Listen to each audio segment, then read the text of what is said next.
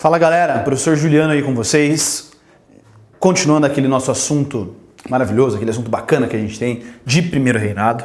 A gente já falou sobre como que o Dom Pedro I assumiu o poder, já falamos da proclamação da nossa independência, como o Brasil se torna independente, uma monarquia em meio a repúblicas, ainda tendo um rei vinculado diretamente com a família real portuguesa. Né? E aí vimos na nossa aula anterior a nossa primeira Constituição, já demonstrando que BR é BR, Brasil é Brasil em todos os tempos. Né? A gente não pode fazer uma Constituição com 3 poderes, a gente tem que fazer um 4º poder. Que quem exerce esse 4º poder? O bonitão lá, nosso querido Dom Pedro I. E a elaboração dessa Constituição, lembra que ela foi outorgada. Né? A outorga dessa Constituição, a colocação em prática, a imposição, e outorga uma palavrinha-chave para você entender, ela é colocada de cima para baixo, são os deputados que o Dom Pedro I escolheu, falaram, essa aqui é a Constituição, aceita, quieto e pronto. Ah, mas não concorda, azar teu, tem que seguir. Né? Não é democrática, não é nem promulgada, é diferente. Promulgada é quando você tem vários deputados discutindo. Outorgada é quando você tem o rei escolhendo os deputados que vão elaborar a Constituição, do jeito que ele quiser. Né? Então, o que a gente vai ver nessa nossa aula de hoje, galera? Nós já veremos. Lembra que eu coloquei o primeiro tópicozinho da última aula? Coloquei o começo do fim? É isso mesmo que a gente vai ver. Nós já falaremos agora, basicamente, sobre o fim do primeiro reinado, sobre a abdicação do nosso querido Dom Pedro. Né? Então, a gente vai ver o porquê que acontece esse processo de abdicação, o Dom Pedro II saindo do poder, já aqui então, e vamos ver o que vai rolar. Né? Vamos lá, então? Pera aí, eu esqueci de explicar outro negócio. Ó, a gente vai ver os descontentamentos relacionados à Constituição. Vamos ver também um negócio chamado Confederação do Equador. Veremos no ano de 1825 a questão cisplatina, 1826 a morte do Dom João VI. Professor, mas a gente está falando de Dom Pedro I, o que tem a ver esse cara aí? A gente vai ver. A Noite das Garrafadas, essa aqui é uma treta louca, mostrando que o Brasil é Brasil, briga de bar mesmo, a galera quebrando garrafa e enfiando na barriga do outro. E a abdicação do Dom Pedro I. Beleza? Então, olha só. Primeiro fator, galera, a gente pode considerar isso aqui como um título maior, tipo causas da abdicação do Dom Pedro, tá?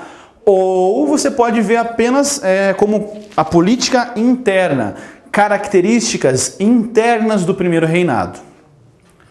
A primeira delas, Confederação do Equador. Isso aqui é comum, a gente tem questões sobre esse assunto. O professor elaborar um negócio relacionado com vice-reinos. Ah, foi quando os países acima da linha do Equador decidiram criar uma confederação de países e estados. Todos os países da América que estavam ao norte ou regiões do Brasil seriam unidas em uma confederação única. Não viaja, tá? Essa confederação do Equador, ela acontece no ano de 1825. Que ano foi assinada, que ano foi outorgada a nossa primeira Constituição? 1824. Um ano depois. É coincidência? Não é coincidência, é proposital. A Confederação do Equador tem como uma das suas principais causas a Constituição de 24. Qual característica específica da Constituição de 24, galera? A criação do poder moderador. O que o poder moderador tinha de interessante e de importante ali? Esse slide que eu tenho aqui para vocês não é a intenção do que está aqui agora. É só para você ver o mapa. Presta atenção no mapa. Esse mapa está representando as províncias do Brasil. Isso é, como o Brasil era dividido durante esse período imperial. Vejam, as províncias que nós temos. Província do Grão-Pará, província do Mato Grosso, São Paulo, Santa Catarina. Professor, mas cadê o Paraná? Não existe. Paraná está uma parte em Santa Catarina, uma parte em São Paulo. Os outros estados do Brasil, muitos deles ainda aqui também não vão existir. E por que eu vim aqui falar sobre isso, galera? O 4º poder, o poder moderador exercido pelo Dom Pedro I, acontecia o seguinte, pessoal. Ele indicava a pessoa que ia comandar cada uma dessas províncias. Quem comandava a província era o presidente de província. Hoje em dia, a gente chama o presidente de província de governador, tá? O governador do estado. E aqui, não se esquece, nós temos dois partidos políticos. Quais partidos políticos eram esses? Lembra? Partido português e o Partido Brasileiro, tá? E aí o Dom Pedro I colocava a pessoa que ele quisesse para comandar a província que ele quisesse. Então se ele podia pegar um cara do Rio Grande do Sul e colocar o cara para comandar a Bahia, por exemplo. Por quê? Porque ele manda, bicho. Ele faz o que ele quer. Ele é o poder moderador. Então ele escolhia o presidente de província. É uma das principais causas que a gente tem como sendo o desenvolvimento da Confederação do Equador. A contrariedade ao poder moderador, tá? Por quê? Os pernambucanos, a galera mais da região Nordeste, e depois no mapa eu volto para vocês verem, eles não queriam esse cara que estava no poder aqui, ó. A elite liberal pernambucana desejava Manuel Carvalho de Paz de Andrade como presidente de província. Ele era um cara liberal. Ele era um cara mais relacionado com o Partido Brasileiro. E o Dom Pedro I, como sendo o poder moderador, e não estava nem aí para a elite pernambucana, olha um exemplo disso, coloca um membro do Partido Português, basicamente, que é o Francisco Paes Barreto. Esse Francisco Paes Barreto vai ser o presidente da província, daquela região, e a elite liberal da região nordeste do Brasil, de algumas regiões do nordeste brasileiro, vão falar, esse Dom Pedro I já está enchendo o saco demais. O cara está 2 anos no poder, os caras já não aguentavam mais ele. Por quê? Por causa da Constituição. Eles falavam, nós queremos autonomia. A gente quer poder escolher quem vai nos comandar, não o Dom Pedro I. Então, eles vão se organizar em um movimento, essa é a bandeira deles, tá? É a bandeira da confederação. O que é uma confederação? É uma união de estados que vão buscar a sua independência, tá? Objetivo, emancipação perante o Brasil. Eles queriam se separar do Brasil. Eles queriam formar um outro país. Viu? Quase que o Brasil está se separando. Imagina só. Isso deu certo? Não, né? Essas regiões pertencem ao Brasil até hoje. Quais os líderes? Cipriano Barata, o próprio Manuel Carvalho Paz de Andrade e um cara chamado Frei Caneca. Por que ele tem esse nome? Ele era frei, ele pertencia à igreja. Né? E por que caneca? Porque ele vinha de uma família muito pobre, que tinha que vender canecas feitas muitas vezes de madeira para poder sobreviver. E aí ele fica conhecido como sendo o Frei Caneca. Então esse é o panorama que a gente tem. A contrariedade ao poder moderador faz com que ocorra essa revolta. Né? Dom Pedro I, lembra que a gente não tem dinheiro.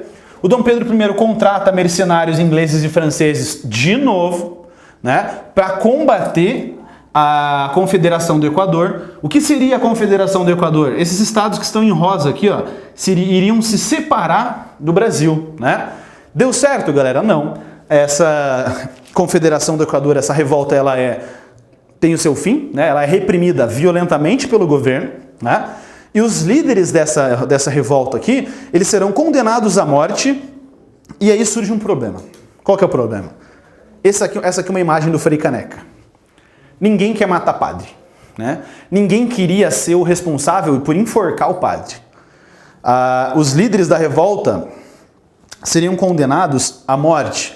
E nesse contexto, a morte era por enforcamento, né? E ninguém queria ser o cara que ia chegar lá e enforcar o padre. Você já pensou? Brasil é um país católico. Hoje em dia o Brasil é super católico, imagina no século XIX.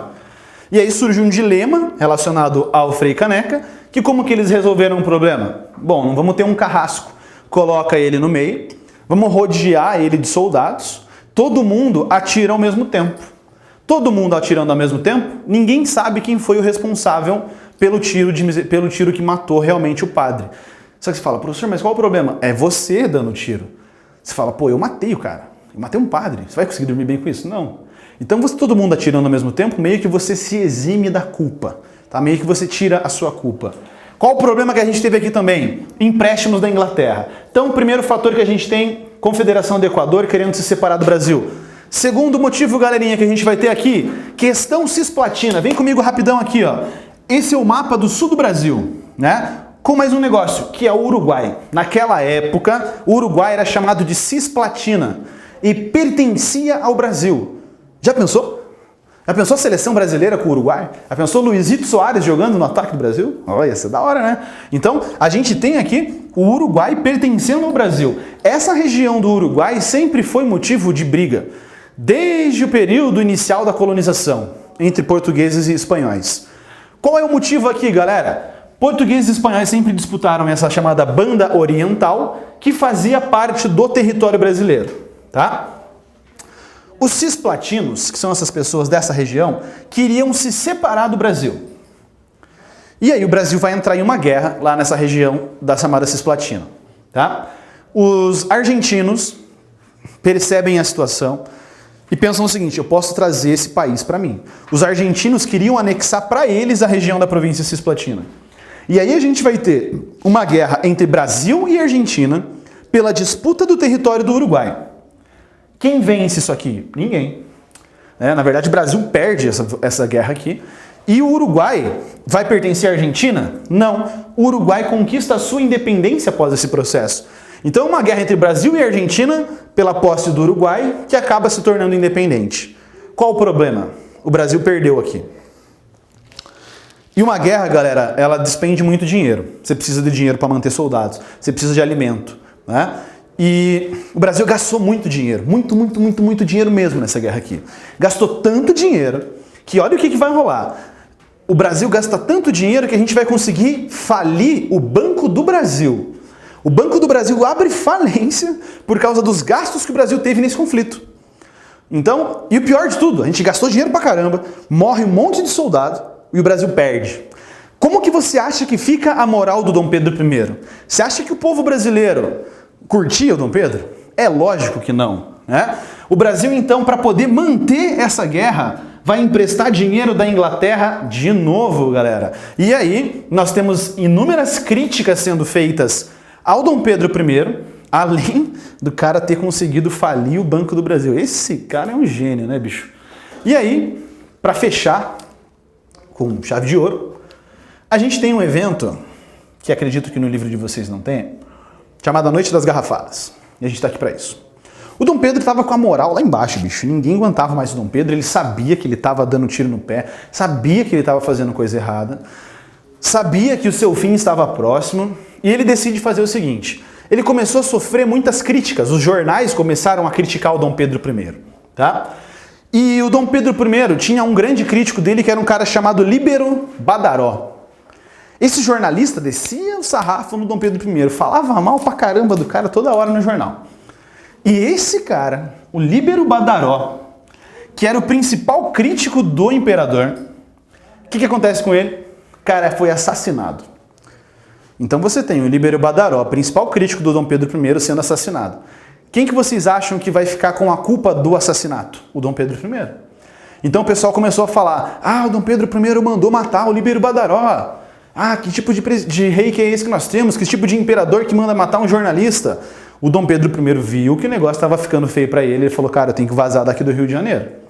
Então ele sai do Rio de Janeiro, vai para Minas Gerais descansar um pouco, pensando: se eu for para Minas eu vou ser bem recebido. Quando ele vai chegando na cidade de Minas Gerais, ele olha nos casarões que tinham lá, a galera tinha estendido tecidos pretos nas janelas para demonstrar o luto, querendo dizer: ô Dom Pedro, você não é bem-vindo aqui também não, cara.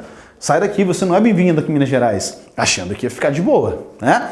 E aí, o Dom Pedro I ainda assim fica um tempo em Minas Gerais, só que depois ele volta para o Rio de Janeiro. E lembra que nós tínhamos dois partidos, Partido Brasileiro e Partido Português, né? O Partido Português pensa: pô, a gente precisa levantar a moral do nosso querido imperador Dom Pedro I. Então o Brasil tinha gasto dinheiro na questão cisplatina, tinha gasto dinheiro na Confederação do Equador, tinha falido o Banco do Brasil, estava perdendo dinheiro pra caramba. O que o Partido Português decide fazer? E outra, né? Tinham matado o Líbero Badaró. O que o Partido Português faz? Fala: vamos fazer uma festa? O Brasil ferrado, os caras falam: vamos fazer uma festa, né? Que fazem uma festa para receber o Dom Pedro. Quando eles estão fazendo essa festa, chega o Dom Pedro I, essa festa ocorre lá em março de 1831, nos dias 12, 13, 14 e 15. O Dom Pedro I chega nessa festa, né, para ser bem recebido, e o Partido Brasileiro fica sabendo disso. O Partido Brasileiro, os membros do Partido Brasileiro, os políticos do Partido Brasileiro, vão nesse lugar que está rolando a festa. E começam a criticar: como é que vocês estão fazendo uma festa aí contra o Dom Pedro? Então você tem a festa sendo feita no segundo andar e os brasileiros criticando ali de baixo. E aí os brasileiros começam a gritar, falar: esse Dom Pedro aí, cara, esse cara tem que ir embora. E pegam e começam a atacar, pedrada pra cima. Os portugueses do Partido Português que estavam lá em cima bebendo, fazendo festa com o Dom Pedro, o que eles tinham na mão? Garrafa. Aí o português vai lá, pega a garrafa e começa a tacar a garrafa na cabeça dos brasileiros lá embaixo. E aí, por isso que o nome fica Noite das Garrafadas. O Partido Português e o Partido Brasileiro vão ficar fazendo essas lutas ali na rua, tipo briga de bar mesmo, dando pedrada, dando garrafada, e se dá a garrafada, quebra, já enfia na barriga do cara e gira, daí sai as tripas, tudo.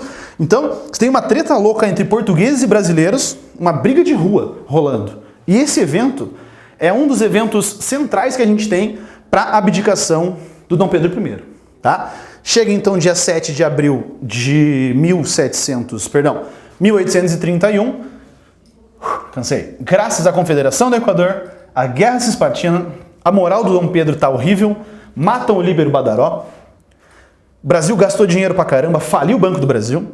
Acontece então a Noite das Garrafadas, e aí o Dom Pedro I percebe que ele deveria fazer um agrado pro Partido Brasileiro, concede alguns cargos, o Partido Português não gosta disso, Dom Pedro I fica perdido, não sabe quem agradar, abdica do trono no dia 7 de abril. Qual o problema? Ele deixa o seu filho para comandar com apenas 5 anos de idade. E aí o que vai rolar? Ele vai comandar com 5 anos? Não. É o que a gente vai ver nas nossas próximas aulas. Beleza, galera? Façam as atividades da plataforma que já estão disponíveis para vocês. E até a nossa próxima aula. Um forte abraço para vocês e bons estudos. Tchau!